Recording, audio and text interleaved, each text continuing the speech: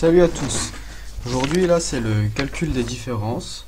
Donc c'est un nouveau truc que je viens de lancer. C'est une explication sommaire des notes de patch de League of Legends, mais pas trop en détail. C'est-à-dire que je vais pas m'attarder sur toutes les données de tous les dégâts et tout. Je vais dire en gros les ups, les nerfs, les gros changements et les petits changements. Je vais pas dire à chaque fois tiens il y a 60 de dégâts au niveau 1, 50, enfin tout ça.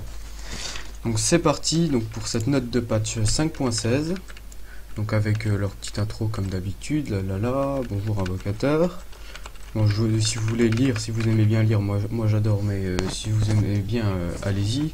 Sinon je passe directement aux colosses. Donc les colosses, comme vous le savez peut-être, vu qu'on est mardi et que la note de patch est sortie il y a une semaine, ce sont les 4 personnages qui ont à peu près le même gameplay, enfin qui ont un gameplay assez identique, mais Riot savait pas trop comment les distinguer, donc du coup là ils les ont mis à jour pour bien les distinguer chacun. Donc on s'attaque directement à Darius, qui a eu des boosts sur toutes ses stats de base, et, enfin, sauf de l'AS. Son AS a été nerf. Sa passive, donc on peut dire déjà que son ancienne passive a été nerf, parce que enfin je vais pas dire les dégâts, son ancienne passive a été nerf. Par contre il a une nouvelle passive, et la nouvelle passive c'est, comme on le voit ici, Rage sanguinaire, qui va bientôt être renommé en Noxus je sais pas quoi. Donc il gagne des dégâts d'attaque, et à chaque fois qu'il hit un champion, ou avec la lame de son A il touche un champion, il inflige le maximum de plaies béantes, c'est-à-dire 5 au lieu d'une. Voilà. Et ça confère plus de vitesse de déplacement. Son A, le coût de mana a été réduit, le délai d'incantation est maintenant passé à 0,75 secondes, c'est-à-dire qu'il va charger son attaque. Je crois qu'il peut toujours bouger, je ne l'ai pas encore testé, je peux pas vraiment dire. Mais maintenant, il récupère jusqu'à 10% de ses PV manquants pour chaque ennemi touché par lame de décimation, jusqu'à un maximum de 30%. Maintenant il a un heal sur son A. Les dégâts de la lame et de la hampe ont été énormément réduits. Parce que vous regardez, ça passe de 100 à 20. C'est quand même énorme, moins 200 aussi là. Après, j'ai pensé que si on considérait, parce que le ratio est maintenant c'est sur les dégâts d'attaque totaux et pas supplémentaires, donc si on prend sa passive, qui est en late game 200 points de dégâts, on rajoute 200 à 100, c'est à peu près pareil, ça s'équilibre du coup. Sauf que c'est 1,4, donc c'est plus fort, je pense. Enfin, j'ai pas vraiment trop testé. Mais oui, ça s'est pris un gros nerf pour ça. Et les ennemis touchés par la hampe et pas par la lame ne prennent plus d'effet plaie béante. Le Z, donc le coût en mana a été fixé, donc ça c'est un petit up. Le délai de récupération a été réduit, donc ça c'est un gros up. Par contre les dégâts ont été fixés, et ça c'est pas très bon, parce qu'avant late game 200% par rapport à 140, bah, ça changeait tout. Par contre le ralentissement est juste énorme, il dure qu'une seconde, mais il est énorme. Il réduit plus la vitesse d'attaque, et ne réduit plus le délai de récupération à chaque goutte de sang sur la cible. Bon, ça c'est pas trop grave. Donc pour moi le Z c'est un bon gros up par rapport à tout ce qui est CC, bah, pour le teamfight, mais pour dans l'optique du 1v1 et tout ça, c'est pas bon, parce que bah, ça c'est juste mort quoi. Le E, j'ai juste pris un up qui ralentit les ennemis pris dans grand pont de 90% pendant une seconde, et le délai d'incantation a été un petit peu réduit, donc ça c'est un bon up. Le R, donc les dégâts ont été réduits largement, putain j'avais pas vu ça. Le coût en mana a été réduit, ça rend plus du mana. Par contre les activations successives n'ont plus de coût, c'est-à-dire vous allez dunker quelqu'un, vous le tuez, le deuxième dunk, et il aura pas de coût en mana. Et quand vous exécutez un champion, donc quand vous dunkez quelqu'un et que vous le tuez, toutes les créatures, donc je pense que ça va être mignon et sbire, c'est logique, vont être effrayées. Un petit peu, je dirais, comme le E de Volibear, il va effrayer, bah, peut-être pas autant, Passons maintenant à Garen. Alors Garen, lui, moins de PV en stade de croissance, c'est-à-dire moins de PV par niveau, plus de dégâts d'attaque par niveau, plus d'armure et plus de portée. Le A s'est pris juste un nerf. On passe de durée du silence 1 seconde 5 à 2 secondes 5 à 1 seconde 5 à tous les rangs. Je sais pas pourquoi, mais... Et pareil, le bonus de vitesse de déplacement 1 seconde 5 à 4 secondes 5 et là 1 seconde 5 à 3 secondes 5. Donc le A c'est bon. Avant tu silençais enfin tu rentrais dans le tas, t'allais à la ligne de derrière, la backlane, tu silençais la P, et puis c'était bon quoi, t'avais fait ton taf. Mais fallait quand même percer le front lane quoi. Enfin, là il s'est pris un gros nerf. Le Z, plus d'effet ténacité, n'augmente plus passivement l'armure et la résistance. Ça là, ça a été remplacé par celui-là. Donc maintenant, tuer des unités, donc creep, minion, monstre ou champion, confère définitivement plus 0,2 points d'armure et de résistance magique, et 1 par champion, grand monstre ou monstre épique. Jusqu'à un maximum de 30 à tous les niveaux. Donc en gros, ouais. Je sais plus au niveau 10, au niveau 5 du Z combien ça valait celle-là, mais je pense que ça doit s'équivaloir, désolé. Le E maintenant, alors le E, réduction du délai de récupération, très très bon. Dégâts par coup, c'est augmenté au début, juste au premier niveau, réduit à tous les autres niveaux, de moitié au dernier. Ratio réduit, mais du coup les coûts par réutilisation aussi étaient réduits. Par contre, là c'est marqué, la vitesse du tourbillon augmente fixe au niveau 1, 4, 7, enfin voilà, et ça passe à 10 coups en late game. Donc 10 coups par rapport à 6 c'est beaucoup mieux, donc du coup on comprend pourquoi le nerf du ratio, parce que 10 ça fait 3,8 au lieu de 3,3, enfin un truc comme ça. Si on annule jugement, le délai de récupération sera réduit d'un montant égal à la durée qui reste au tourbillon, c'est-à-dire le tourbillon il dure 3 secondes, si on annule au bout de 1 seconde, ça retirera 2 secondes aux 9 secondes, donc ça passe à 7. Jugement inflige 33% de dégâts supplémentaires lorsqu'il touche une cible. Donc du coup en 1v1 ça devient vraiment pas mal si on n'est pas dans les minions. Le R, donc nouvelle passive, il hait les criminels, et le criminel c'est le dernier champion à avoir tué un de ses alliés. Maintenant les coups de jugement donc sont E, et ses attaques de base vont infliger 1% des PV max de la cible sous forme de dégâts bruts par attaque ou par coup de jugement. Donc c'est-à-dire en 3 secondes 10 coups de jugement, boum, 10% des PV max. Et son ulti inflige des dégâts bruts au criminel au lieu de dégâts magiques. Skarner, alors lui c'est un énorme up pour l'avoir joué.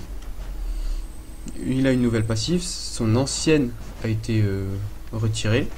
Donc des cristaux vont pop à des endroits précis de la map. Donc il y en a 6. Un à côté du bleu, à côté du red, à côté du Nashor, à côté du dragon et à côté du bleu et du red ennemi. Si on active le cristal, Skarner gagne 100 points de vitesse de déplacement, 48 à 150% de vitesse d'attaque et récupère 3% de son mana max. Donc je vous dis, moi j'ai essayé pro jungle, mais ça va trop vite, c'est juste génial. Le A, donc délai de récupération réduit, c'est très bien. Le coût a été bien réduit, mais du coup ça c'est pour le délai de récupération. Et les dégâts ne sont plus un montant fixe de dégâts physiques, mais un pourcentage de dégâts d'attaque totaux. Donc j'ai calculé, au début ça revient au même, et en late game ça dépend si on a des points de dégâts supplémentaires, si on a pris des dégâts d'attaque ou pas. Mais en début de game ça revient au même. Et en late c'est pareil, sauf si on a pris des dégâts supplémentaires. Donc le ratio de dégâts supplémentaires a été supprimé, Et la charge n'inflige plus des dégâts magiques, mais toujours des dégâts physiques, et c'est le même taux. La durée de charge reste de 4 secondes, mais c'est normal vu qu'il y a eu une réduction du délai de récupération. Et maintenant ça passe de 0,5 à 0,25 secondes quand on attaque un minion. Et ça réduit le temps de récupération du A quand on attaque un minion que de 0,25 maintenant. C'est toujours 1 pour les champions. Ça n'augmente plus la vitesse de déplacement et d'attaque, ce qui est normal car c'est passé dans le cristal, la passive. Le Z, c'est maintenant passé en pourcentage de PV max et puis en montant fixe. Donc c'est mieux pour les Skarner Tank, là j'ai pas calculé, mais en gros on a 2000 HP, 2000 ça fait 160, 300, ouais ça revient au même, sauf si on a des HP, dans ce cas c'est beaucoup mieux. Le coût en mana fixe à tous les rangs, 55, ce qui est très bien. Délai de récupération augmenté d'une seconde à tous les rangs. Durée de ralentissement 2 secondes. La vitesse de projectile de brèche diminue à chaque champion touché. Tu le tires, par exemple en teamfight, tu le tires, ça touche un champion, boum, diminué de moitié. J'ai testé et franchement, après avoir touché un champion, c'est juste trop facile d'esquiver quoi. De toute façon, c'est pas non plus. Maintenant, quand on touche la cible avec la brèche, ça applique Venin Cristallin, son ancienne passive, mais ça applique les 3 stacks, parce qu'il n'y a plus aucun sort qui applique les stacks maintenant, il n'y a que celui-là. Du coup, la prochaine attaque de base de Skarner va infliger des dégâts physiques supplémentaires et les étourdir pendant une seconde.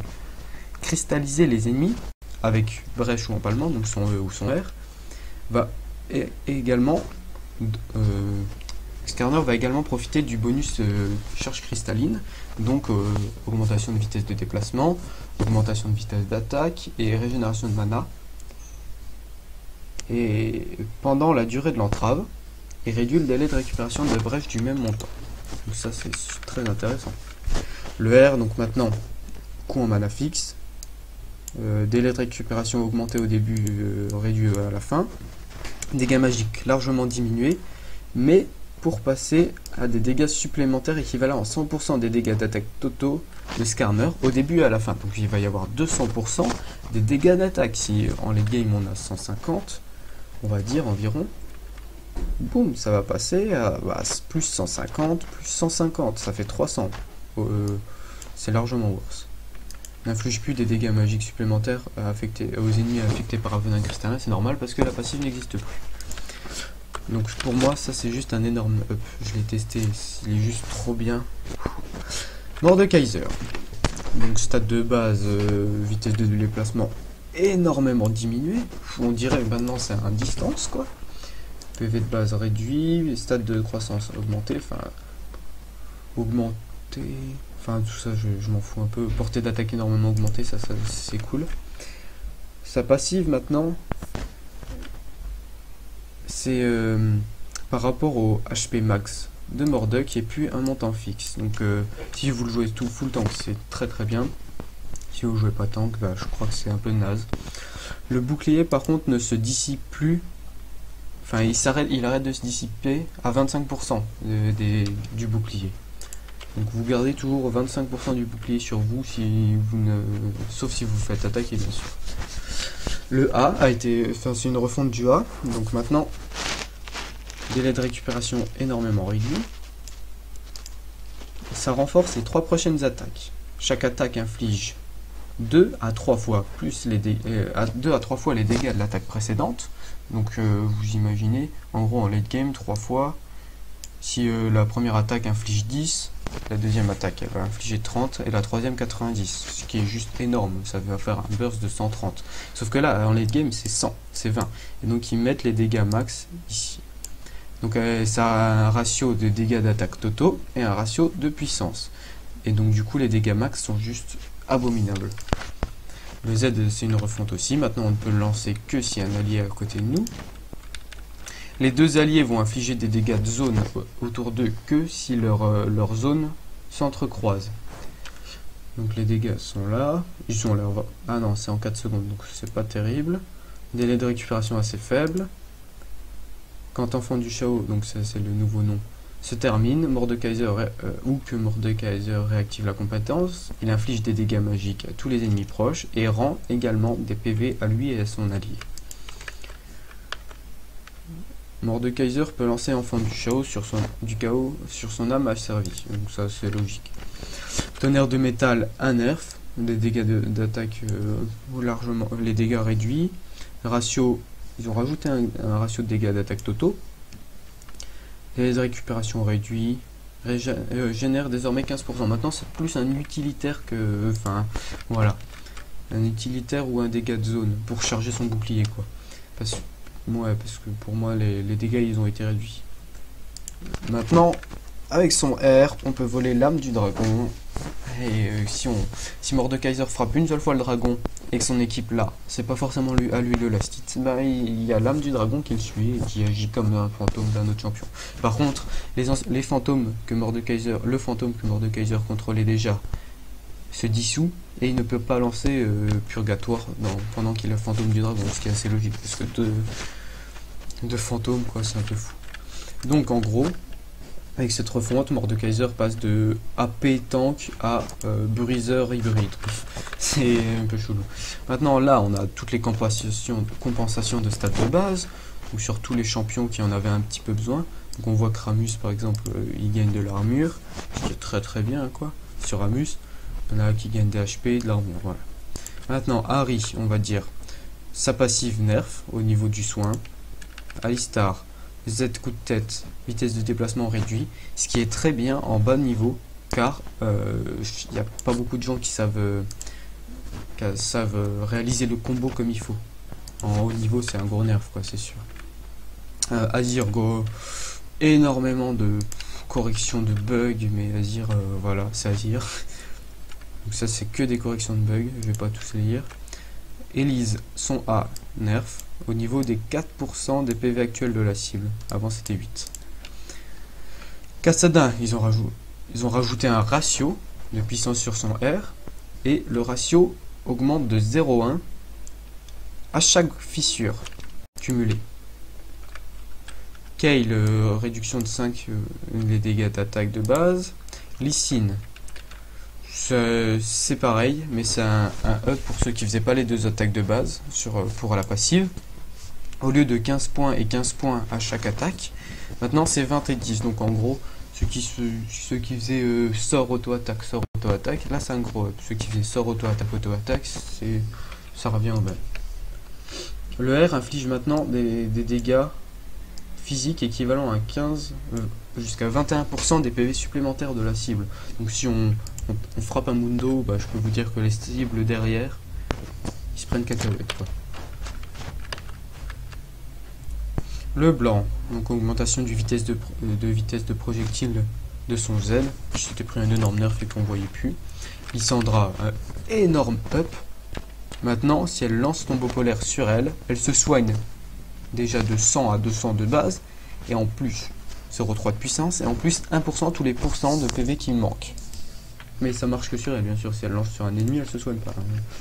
On est d'accord. Lucian. Second tir de pistolero inflige désormais 100% de dégâts, mais que aux sbires.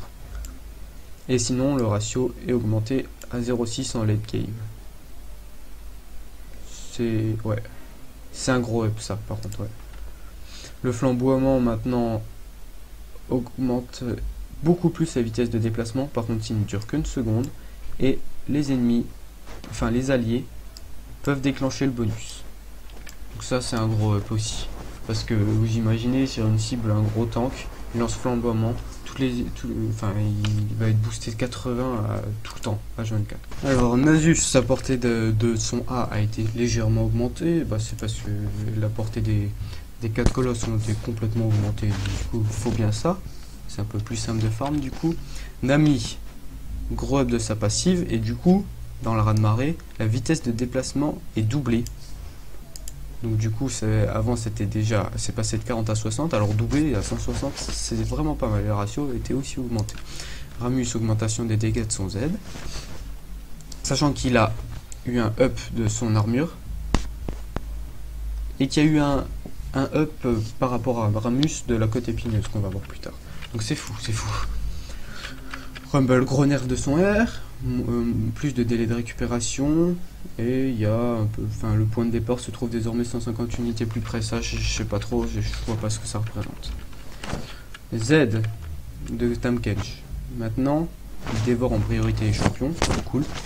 Et étourdit de 0,25 secondes les ennemis quand il les recrache. Traversée des abysses, maintenant, les ennemis ne voient le signal d'avertissement que à 1 seconde de son arrivée, enfin 1 seconde plus tard que ce qui était actuel. Timo, ouais, correction de bug, en gros maintenant si on fait bouger Timo dans un buisson, ça ne le révèle pas. Son piège nocif, le ralentissement ne diminue plus au cours du temps, et les ennemis empoisonnés sont révélés. Voilà. Les effets visuels des pièges ont été améliorés, donc ça c'est cool, c'est visuel. Twitch up, moins de coups en mana sur son A, plus de dégâts sur son R.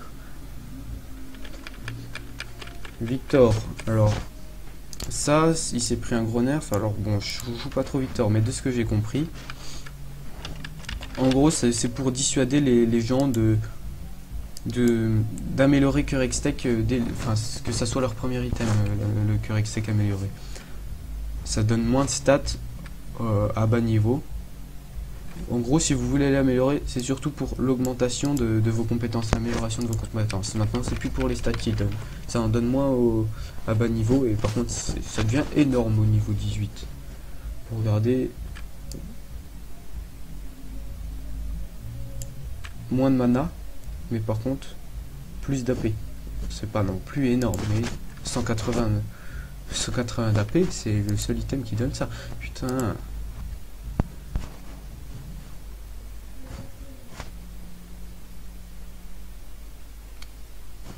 Oh là là, désolé, je clique un peu n'importe où.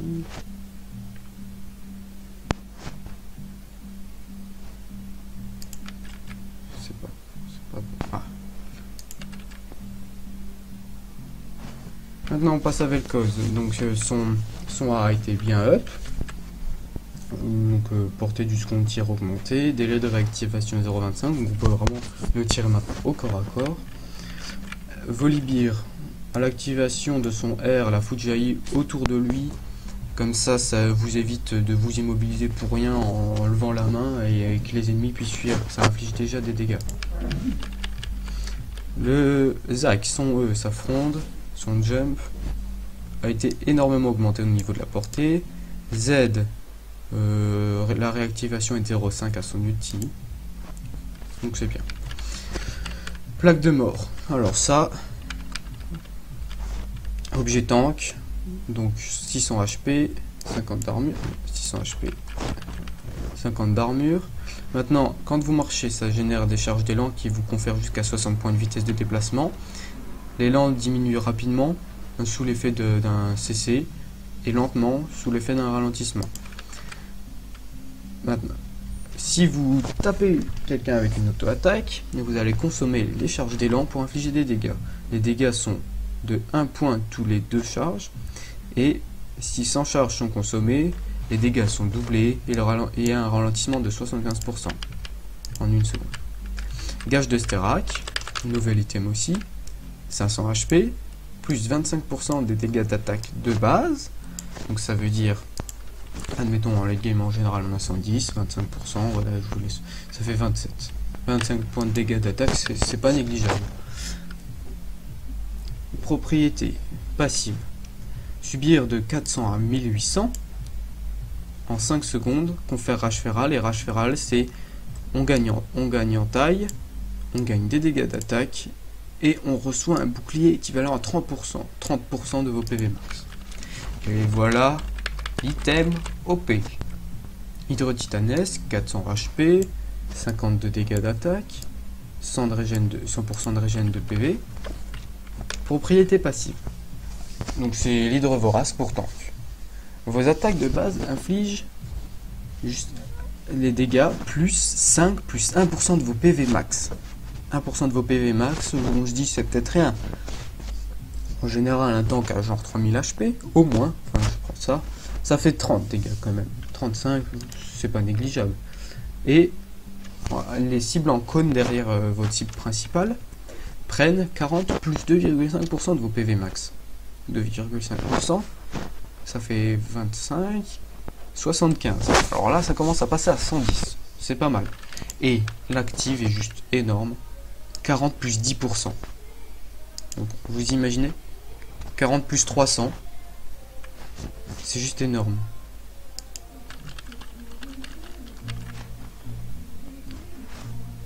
Et pour la musique, la Warmog, augmentation du coût.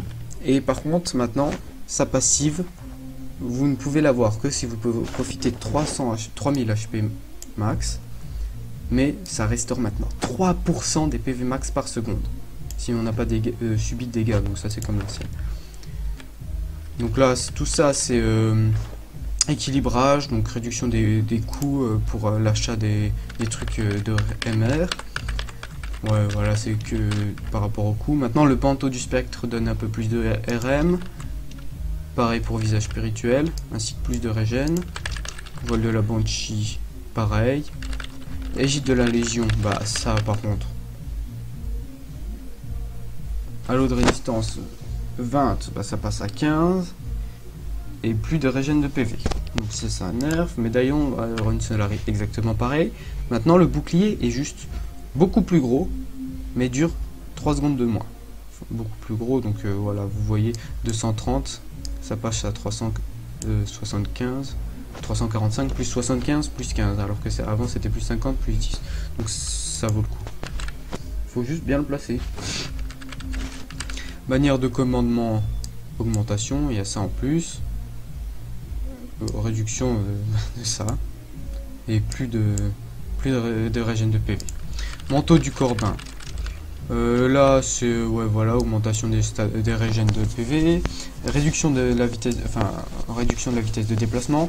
Et le bonus par contre diminue progressivement près d'une tour au lieu de cesser d'un coup. Portail de ZZ-Rot pareil. Les engences ont été un petit peu refondus, je n'ai jamais utilisé ce truc donc je peux pas trop vous expliquer. Bah c'est pareil, c'est sur la même base que le manteau du Corbin, ça revient au même borne. Linceul de glace, coût réduit. Voilà. Maille du gardien, un coût augmenté légèrement. Cœur gelé, nerf. Augmentation des dégâts, du coup, et réduction de l'armure. Côté épineuse.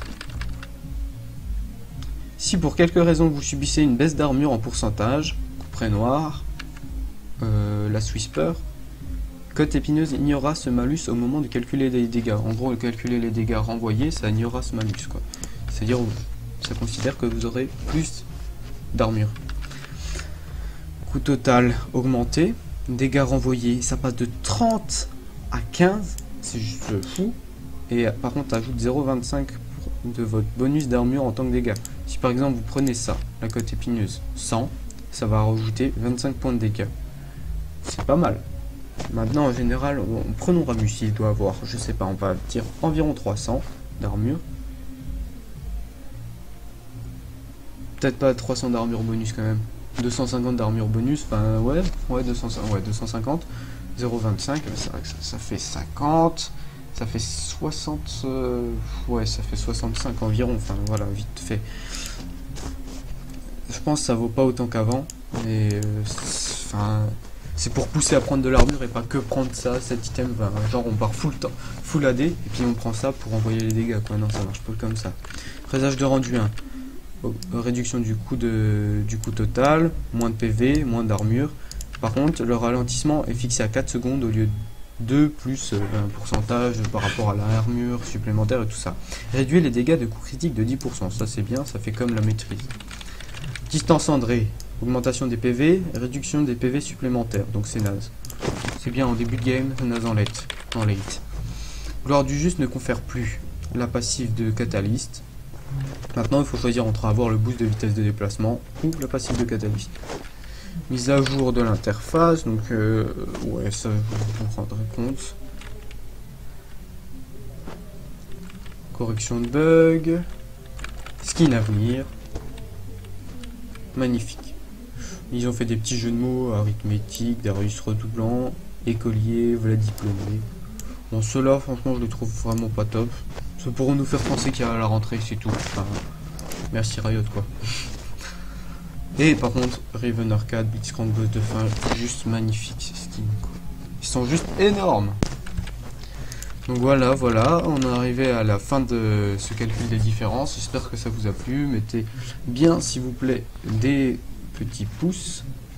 Mais donc, pouce vert, j'espère que ça vous a plu. Bon, pouce rouge, si vous voulez, quoi. Mais et j'aimerais aussi, non, je préfère avoir beaucoup de commentaires pour savoir comment m'améliorer. Partagez si vous avez aimé. Exprimez, enfin dites à vos amis, à tous ceux que vous connaissez. Merci beaucoup, donc voilà. Ciao.